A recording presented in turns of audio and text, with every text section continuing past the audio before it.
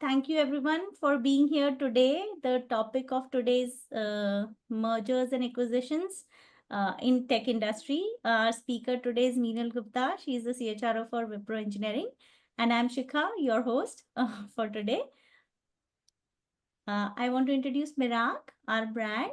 We are the largest coaching and the most impactful learning development company in India. The offerings that we have range from behavior interventions on learning, coaching. We do certifications for coach, for being a mentor. We also do assessments.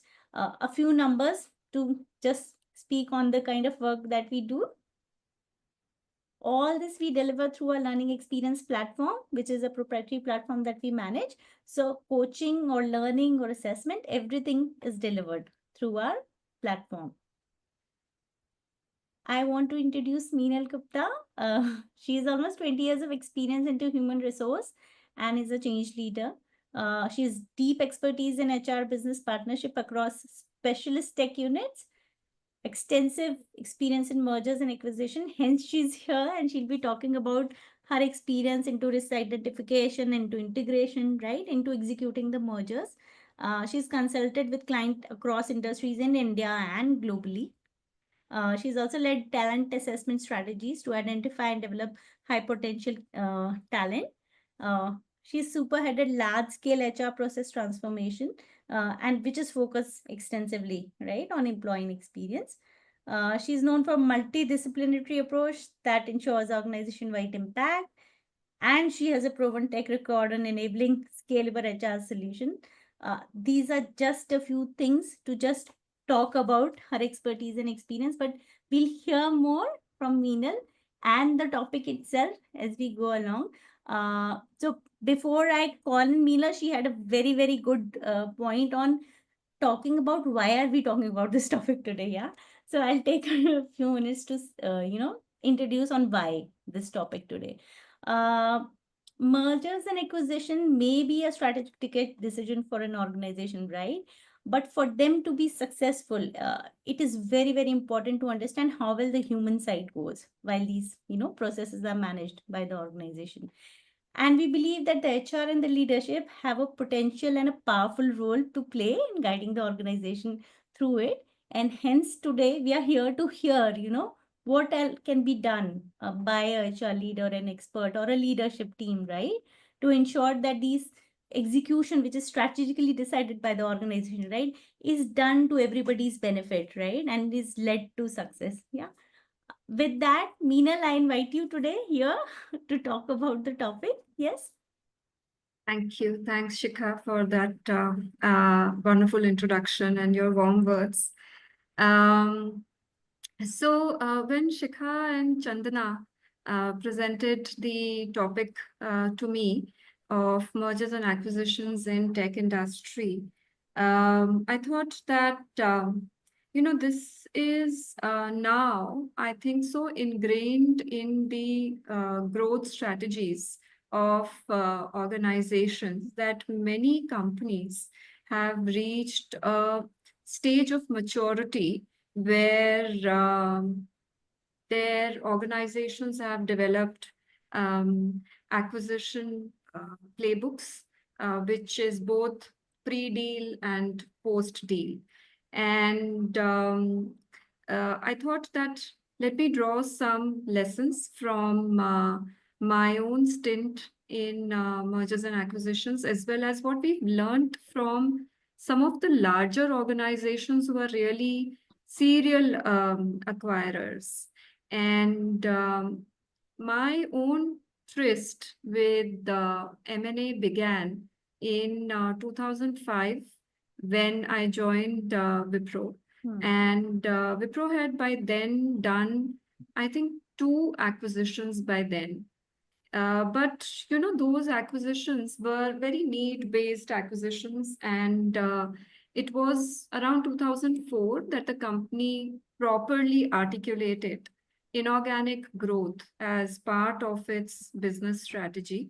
There was a team that was set up that would be in charge of scouting for targets and then kicking off the M&A process, and then, do the whole end-to-end process of it. So I joined that team, and for the next 5 years, we were extremely active in acquisitions. I was a part of more than a dozen acquisitions. And then once I moved out of that role and moved on as HR business partner for some of our businesses, as luck would have it, I got opportunities to do deals even as a HR business partner, and that continues till date. So in all, the sum total of my learning is from these deals that I have done, either as a part of the corporate team or as a part of the HR business team, about 2 dozen acquisitions in total. And when we began this entire journey, we learned from some of the best companies, GE, Accenture.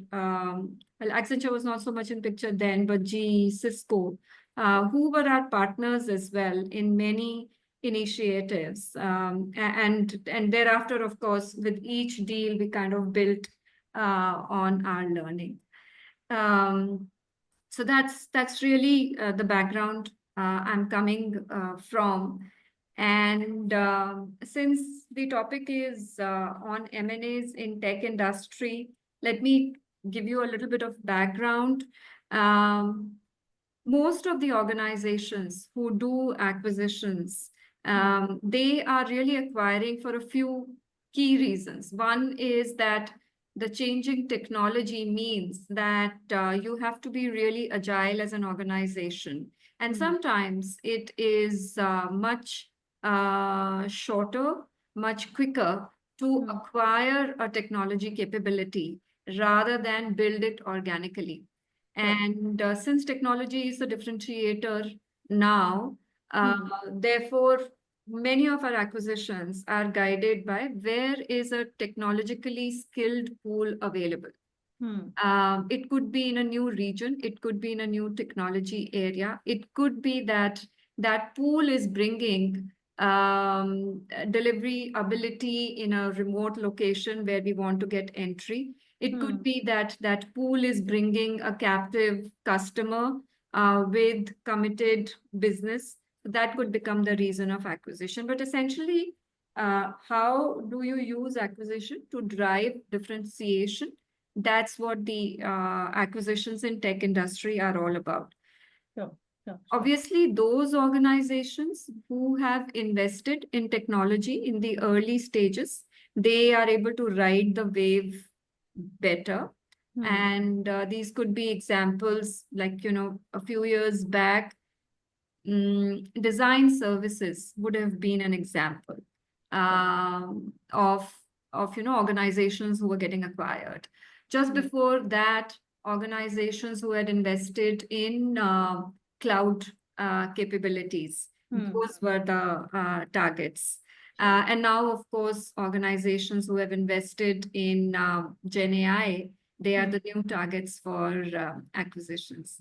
And then the other thing which is driving the M&As in the tech industry is that there's no dearth of capital.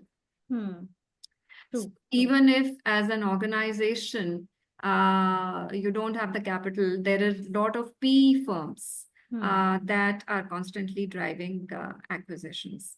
So that's really, what is kind of the background of acquisitions in the tech industry.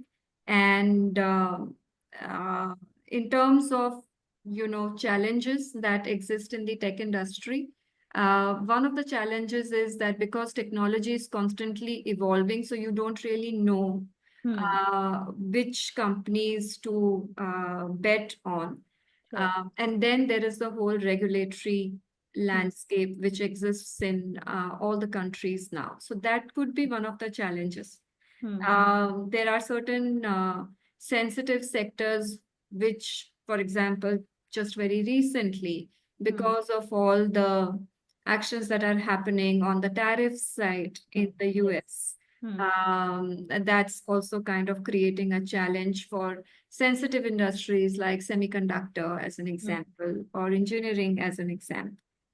So those could be some of the challenges. There are many more, but I thought I'll start with just this brief kind of lay of the land for our audience today. Sure, sure, sure. There is a question already from Padma Kumar, which is when acquisitions are focused on getting new technology, is it the IP or the people with those technology skills that are in focus? Hmm. So, you could acquire for both. You could be Hmm. acquiring intellectual property, but you could also be acquiring people. It depends on, what is the objective of the acquisition. But even behind the IP, there would be people. So usually, if you're acquiring a services firm, a consulting firm, a design firm, then Hmm. it is the people. Hmm. We've done acquisitions which are for a particular platform. So, for Hmm. instance, I remember an acquisition we had done for trade optimization platform. So Hmm. that was the product. So people came with it, services people also came with it, but for us, it was the product team which Okay. was, That's important. the key to Hmm. that entire deal. So it Sure. could be both. Sure, sure, sure, sure. And when you compare M&A in tech industries, what unique challenges do you see in this sector compared to the other sectors? Yeah, so one is like I said, that the technology is constantly evolving. Hmm. So you need to know Hmm. which company to peg uh, Hmm. your hat on. So that is one, of course. And Hmm. then the whole regulatory landscape Landscape, yeah. Hmm. continues to change. Sure, The sure. other thing which I think now is a challenge in the post-pandemic era Sure. is that when the pandemic initially happened, Hmm. it brought in certain challenges. But once people got accustomed to the new ways of Ways of working, it. Yeah. suddenly we saw an Hmm. extreme growth in the Hmm. industry. Hmm. And even a lot of mediocre companies got sold for very high valuations. Sure. But Hmm. now the market has slowed down. Hmm. And the advantage that I think remote or low cost companies had in low cost locations, Hmm. that advantage is no longer relevant because everyone is so used to this distributed model of working Yeah. Hmm. that that section Hmm. of targets has gone away. So in Hmm. that sense, I mean, technology continuously evolves. I talked about Gen AI, and now everyone was talking about that. But the Hmm. moment China unveiled DeepSeek, Hmm. Hmm. suddenly one realized that one may not really require Hmm. a very big pool Hmm. of Gen AI specialists. So Hmm. it's just that I think it's very fast Hmm. and it keeps changing all the time. Sure, sure, sure, sure. Then the next question I had and similar question that is in the chat also is, one is at what stage should HR and talent leaders be brought in a M&A conversation? And then next is how people integration process do happen in M&A. Okay. So this is a very vast topic, and Hmm. I'll attempt to answer it in brief. To be able to understand when HR should come in, I think we need to take a look at the M&A process itself. And Hmm. with your permission, Shikha, let Yeah, me just sure, show one slide, sure. which I think will be of use Hmm. for people to just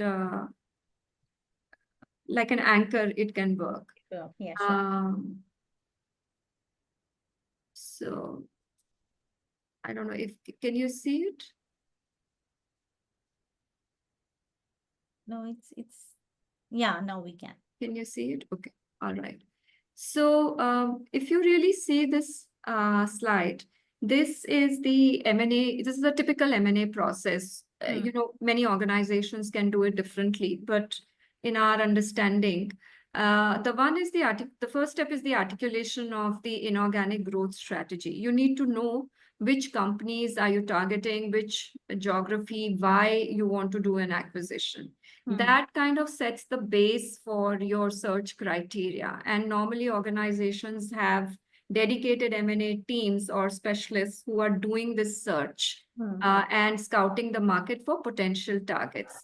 Once you have identified a potential target, the next is building a business case for it.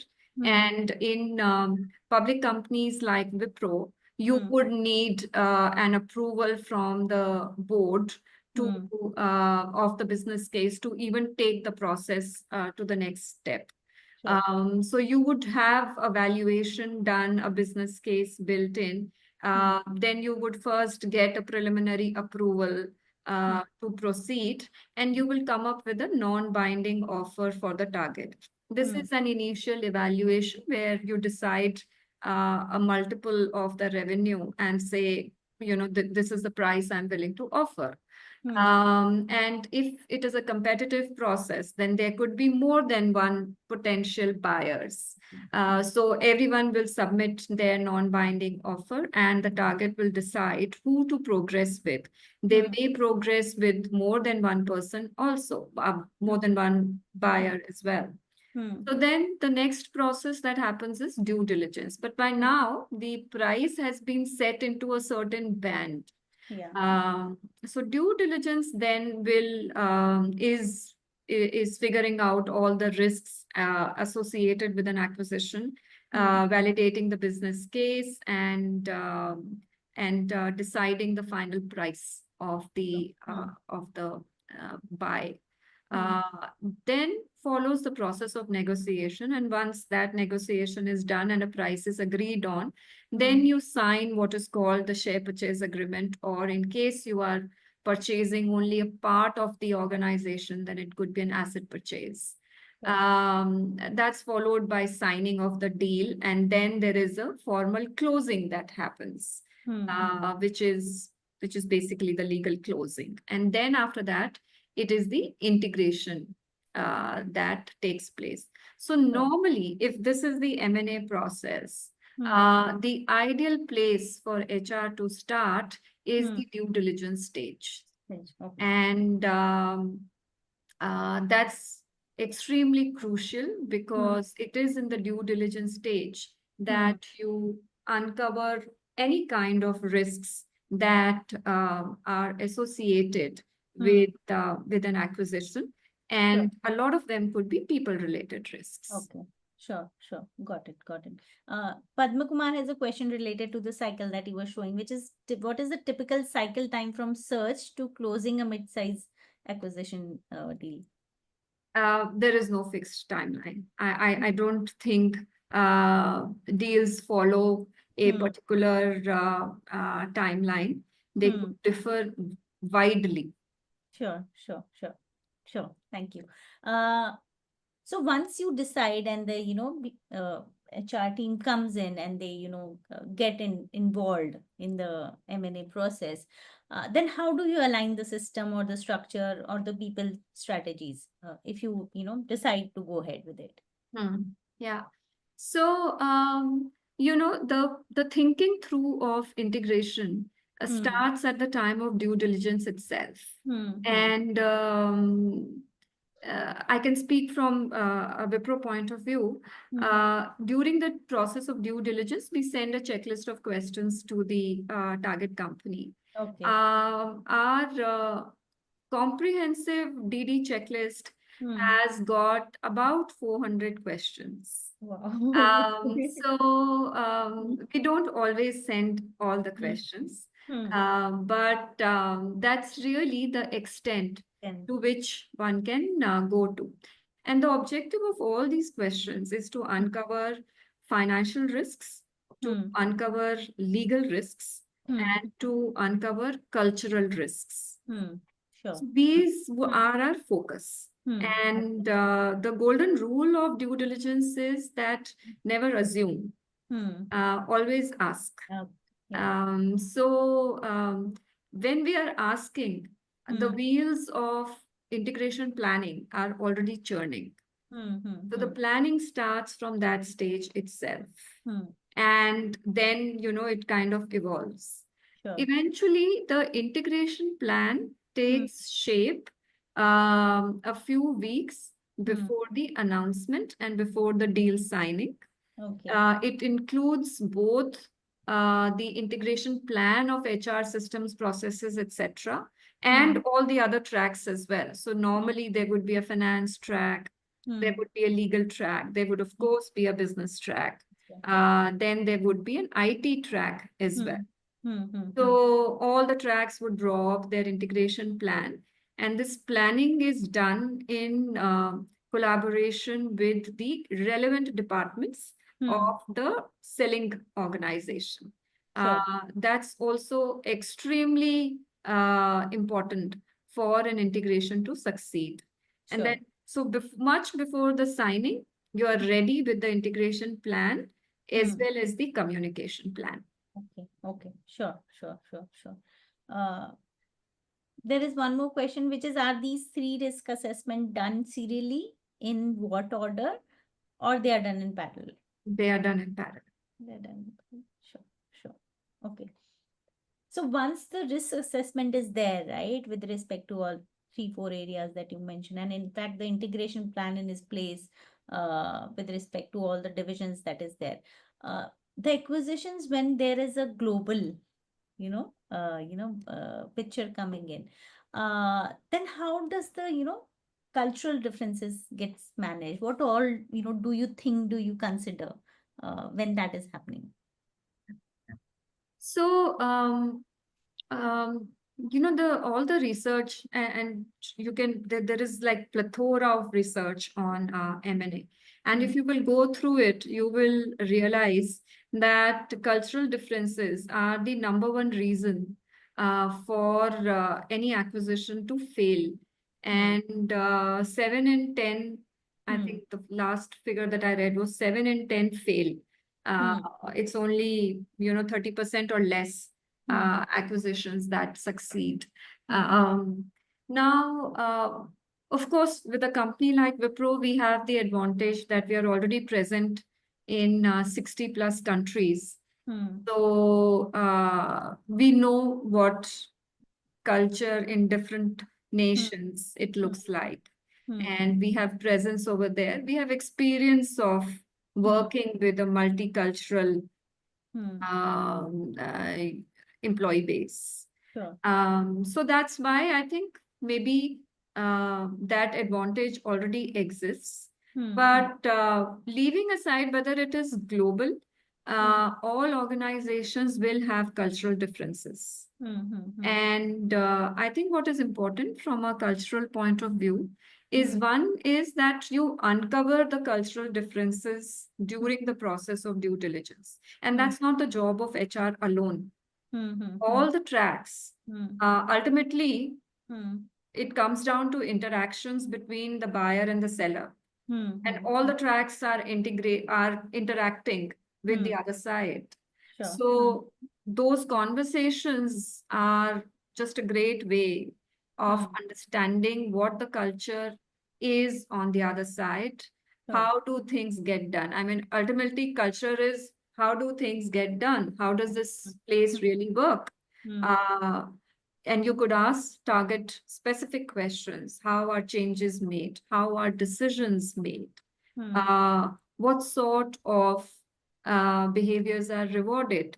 What kind of things they value, right? How are victories celebrated? How is communication done? These are very powerful questions to help you understand what really is the culture of that organization. Sure. Once you've understood that, I think it is the CEO who needs to set the cultural integration agenda. And the senior leaders on both the sides need to exhibit common cultural behaviors very consistently. Sure.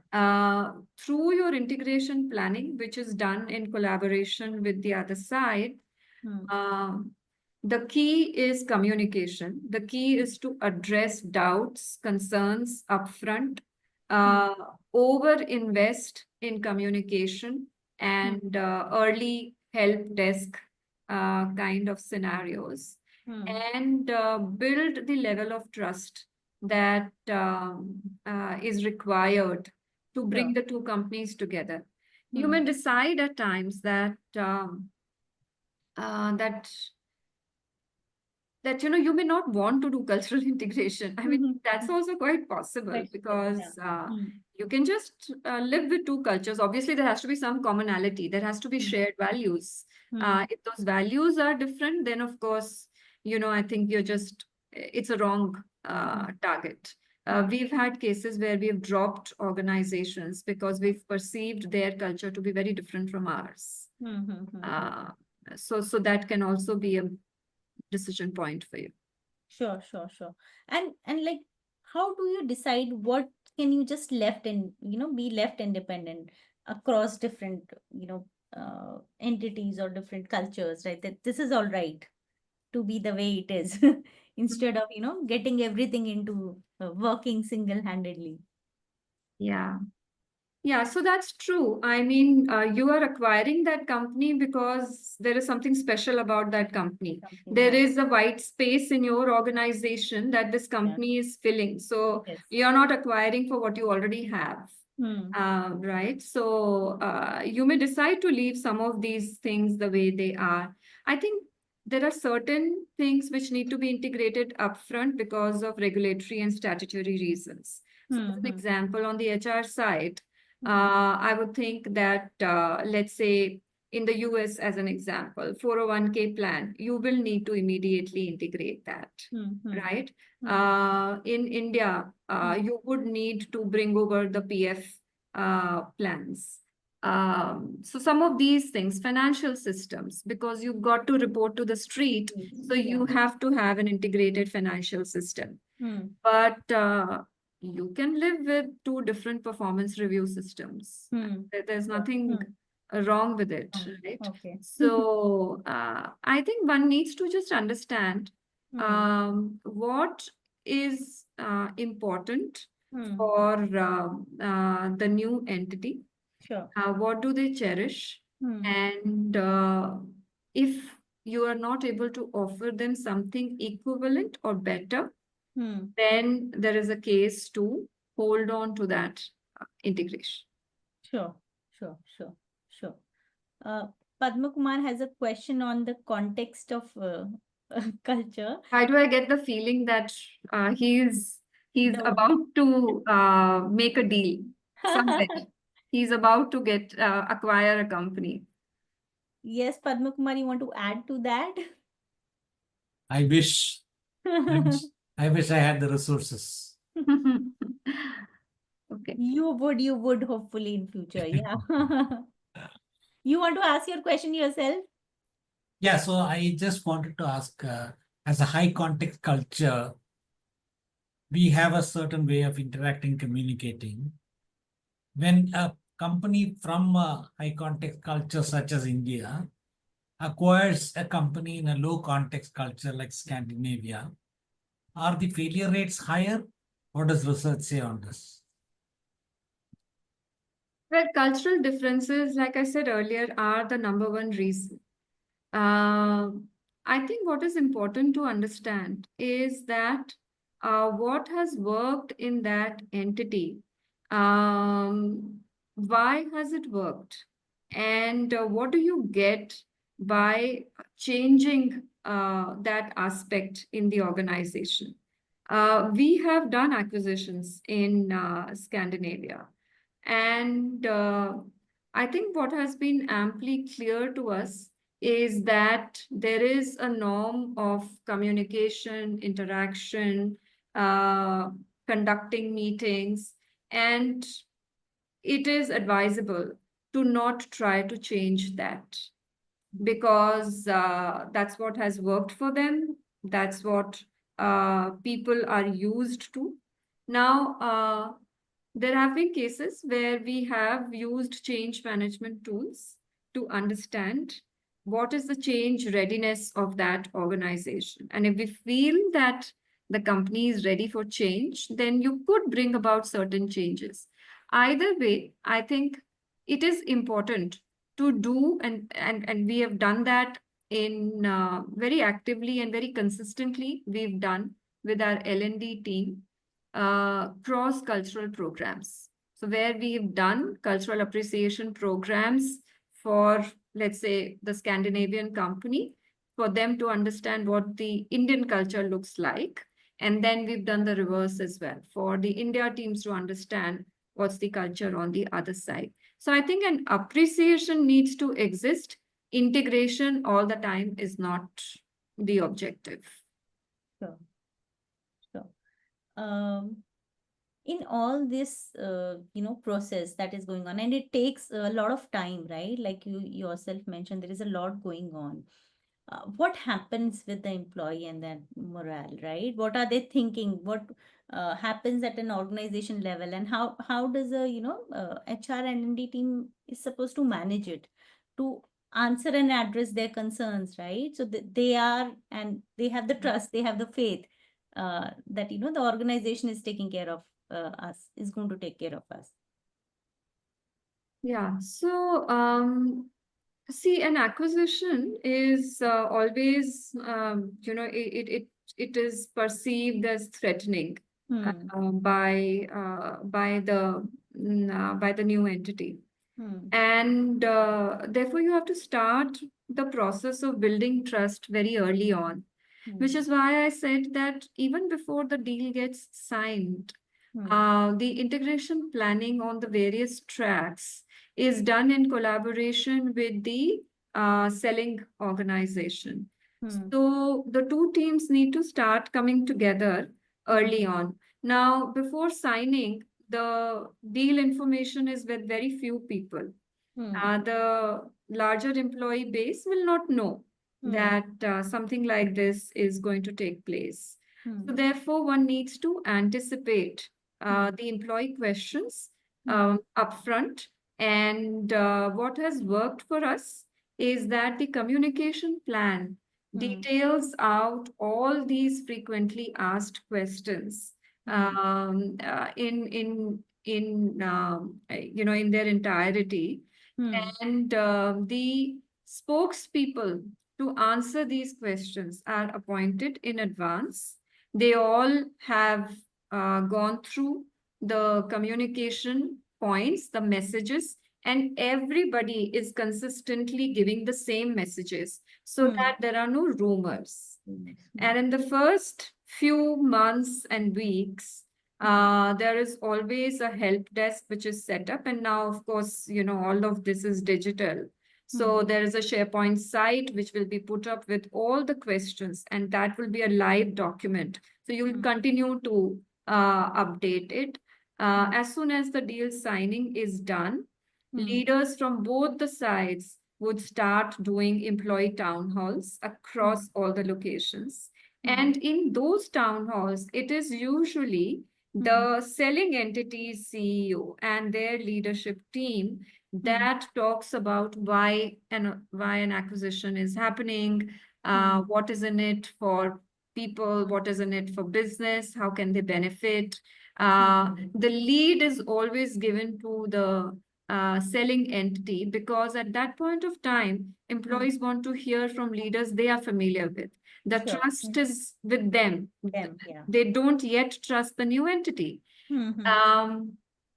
What has also worked for us is that we very consciously, now we've been doing acquisitions for more than 2 decades now. So by now we are in a more advanced stage. So we have a lot of stories where success stories where leaders from new entities who have joined the company through acquisitions, they've actually taken on larger roles in the company. So we can showcase those success stories and talk about the path that these leaders have taken. That also builds trust. Sure. There are cases when there is a merger happening, right? And the two entities are sort of merging, the teams are merging together, right? And all of the teams have a mixed bunch, right? The leader would have changed, the team reporting would be different, right? I might be working with a different peer, my manager might change, right? All this would be happening. How does the organization then take care of each and every hierarchy level, right? Because everything has changed. Everybody has changed, sort of, right? So how can that be done at a larger scale in an organization? So I will be honest. See, we Mm, have not done any acquisitions. The larger acquisitions that we've done, and mm, this is all mm, public information. mm, One of our largest acquisitions has been Capco, which is a mm, consulting firm, mm, and 2 decades back, a mm, little more than 2 decades back, we mm, had acquired. Uh, a BPO company called Spectramind. mm, mm, So whenever we've acquired very large organizations, we've not attempted to mm, merge them with the mm, rest of the organization immediately. And mm, also because, these large scale organizations we've acquired mm, for very unique capabilities. So we've mm, not had the intention to mm, merge them with existing units. In fact, if at all, we've done a reverse merger mm, where our existing capability would be a smaller team and we will merge them with the newly acquired entity. sure. So I don't have too much experience in very large scale mergers like, let's say, like Exxon and Mobil as an example, Mm, or Daimler and Chrysler as an example. So sure. I've not worked Mm, in that area, but I mm, think the process would be pretty much the same, that you have planned the organization structure, you mm, have identified who are the impacted leaders, what would be the mitigation plan for them, mm, and you've communicated with them upfront. You mm, are doing this hypercare with people to make sure that their questions are getting answered, mm, ring fencing them through mm, various mechanisms. There are retention bonuses, there are mm, share awards that you can give to people. You can upfront tell them what is the kind of role that they would be doing and put the mm, very critical people into larger roles. So a mm. number of these things can be done. Okay. And the key is, I think, being thorough and uh, investing a lot of time in integration planning. Mm-hmm. Sure, sure, sure. Uh, are there any matrices or tools to track or evaluate the success of an integration that is happening? Many. There are many matrices. Hmm. One is, of course, when you're doing an integration, when you're doing an acquisition, there is a business plan in place. Interesting. Usually, there would be a standalone business case and there would be a synergy business case. So, what can the two businesses do standalone? They Hmm. would commit to that. And what would be the synergy revenue when both kind of go together to the market?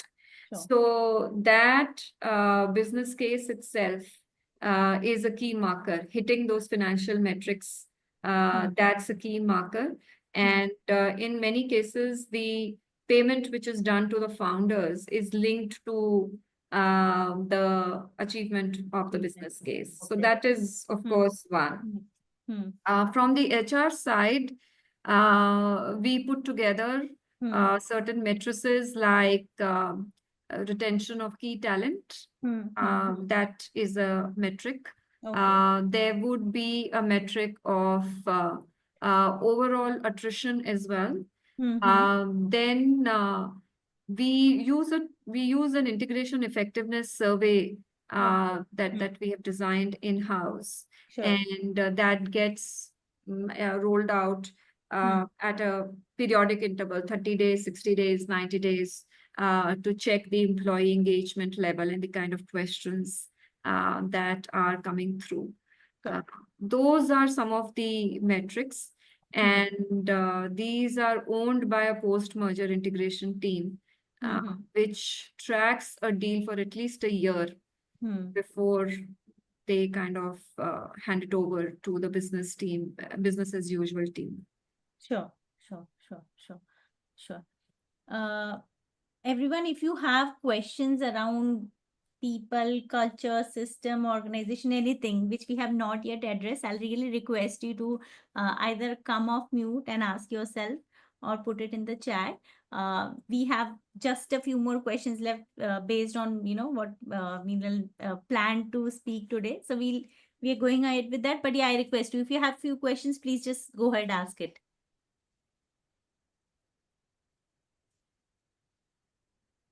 So, Meenal, one more thing that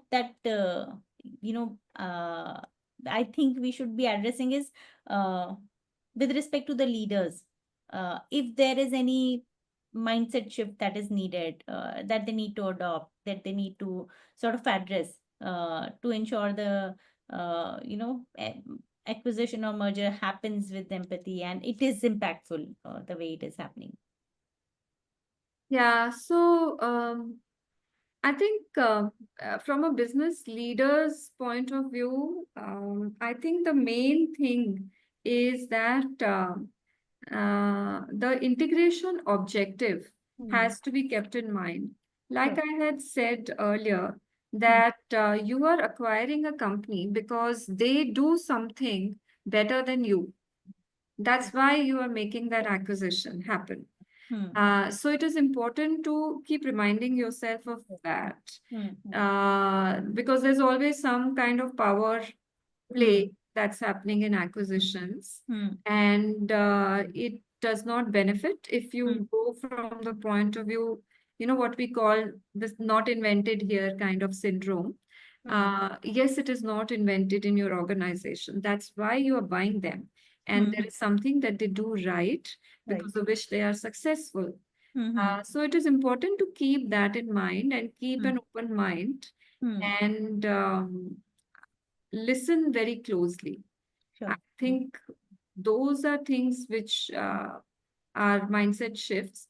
I Hmm. think the leadership at the very top Hmm. sets the tone for how the rest of the organization behaves. Hmm. And if the leadership at the top Hmm. is showing the right behaviors, the Hmm. rest of the organization automatically understands it. Sure. Sure. Sure. Thank you. Thank you. Padma Kumar has another question on at what stage of the process have you experienced the maximum dropout? Well, many don't go past the initial valuation itself. Hmm. The business case doesn't seem viable, and Hmm. internally, the board and the executive management don't Hmm. approve.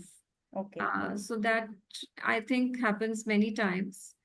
And of course, I mean, if it's a competitive process, Hmm. then dropout can happen even at the very last stage Hmm. where one may not, the selling entity may not Hmm. like our proposal as much as someone Hmm. else's. Sure. Sure. Sure. Thank you. Lakshmi Narasimhan has a question. Can you please share any experience of any divestiture by Wipro and any key learning from your standpoint? Yeah, I have been a part of two divestitures. Hmm. And so I have experienced the other side of the table as well. Hmm. And key learning, I think largely the same, Hmm. where what we have tried to do is give them as much information as possible Hmm. about the part of business that we are keen on divesting, Hmm. and insist on a commonly or collaboratively developed integration plan. Hmm. We've insisted on measures to Hmm. reward and ring fence our key employee or key talent Hmm. in those deals. And we've ensured, I think, that a lot of communication is done together, Okay. and not by, it doesn't appear like a siloed communication. I Hmm. think if there's one thing I have to say is that communication is an Hmm. extremely important thing in acquisitions. Hmm. Hmm. Hmm. Sure. Sure. Sure. Uh, so, um, Sanjoli, okay. The question is, what are some of the most valuable skills for the leaders in these situations?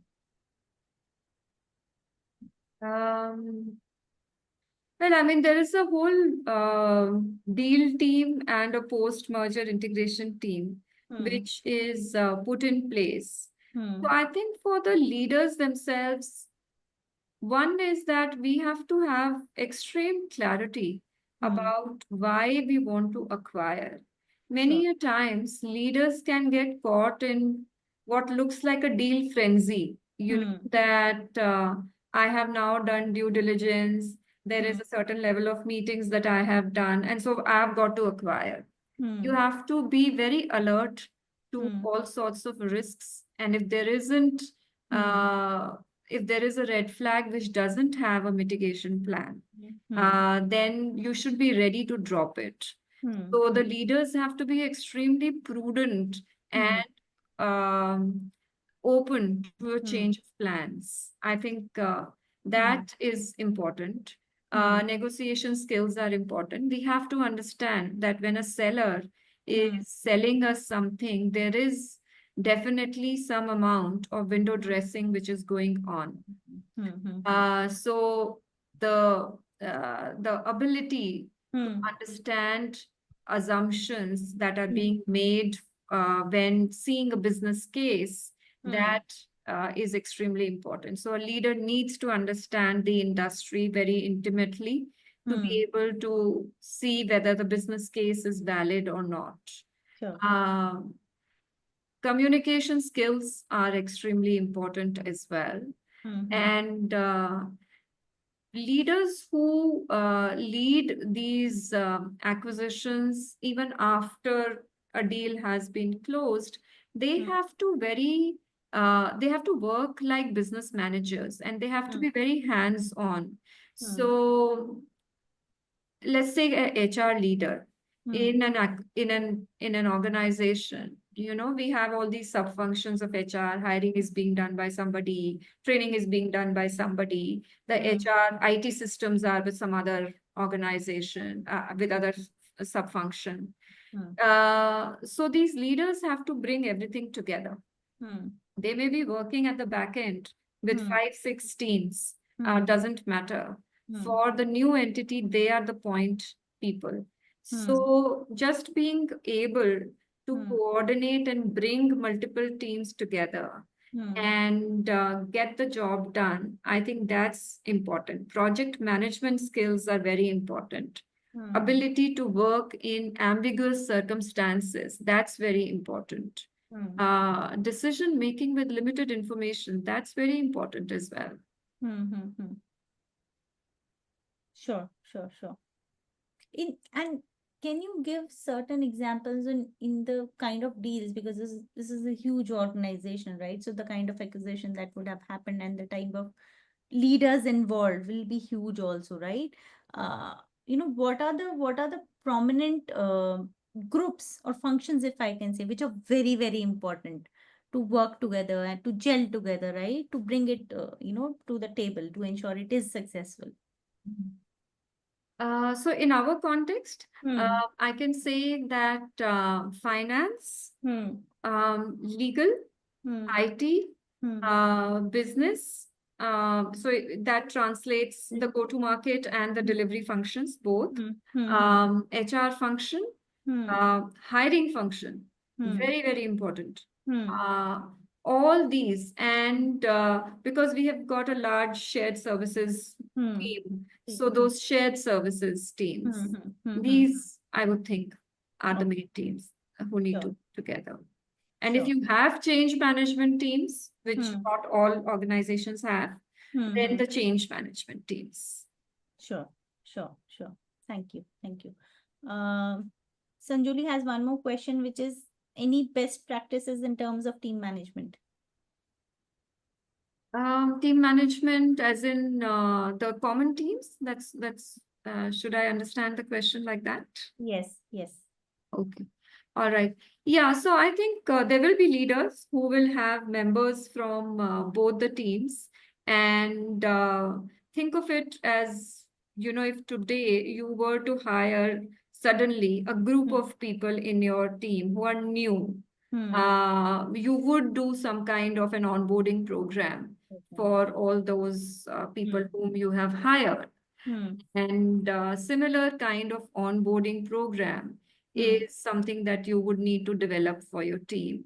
The only difference is that here you are onboarding almost like partners. You are Hmm. not trying to color them in your organization's color. Hmm. I think that's what is extremely important.